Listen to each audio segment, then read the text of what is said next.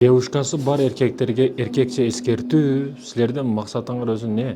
Кыздар менен убактылуу жүрүүбү, алардан понятие алуубу, түшүнүк алуубу, же кайф рахатка батып жүрүүбү, арзыбаган мешке, арзыбаган бир подаркаларды көтөрүп, өзүңдү эле алдап атасың да, аларды эмес. Өзүңдү эле алдап атасың, өзүңдү өмүрүң менен ойношуп атасың да, ошол нерсени түшүнбөй атасың.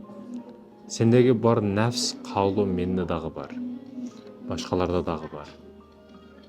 Эгер сен алтын убагыңды азыр ошо өзүң ойлоп жаткан, кыялданып жаткан болбогор эле нерселерге сарптап алсаң, эртең катуу өкүнөсүң, бирок кеч болот. Жаштык эч качан туруктуу турбайт.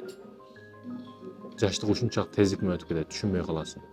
Ошон үчүн жакшынакай машиналарды минип, ата-эненин кызматын кылып, аял кантип табылбай калса сага, эч таппай калсаң мага кел, мен өзүм таба берейин. Кыз табылат, сен бул жагын сонун кылып кой. Үй жайыңды сал, тамагыңды сал, тирүүлүгүңдү кыл. Кыз табылбаса анан мага кел.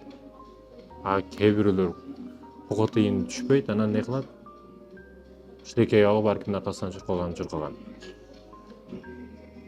Качан максатыңдын аркасынан жүрсөң, ошо сен ойлоп жаткан нерселер сен артыңдан жүрөт.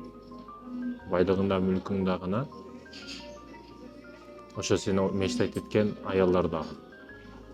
Качан сен аялдардын аркасынан түшсөң, максатсыз дагы каласың, и аялдарсыз дагы каласың. Ойлон бул маселени. Кайсы бирин тандайсың?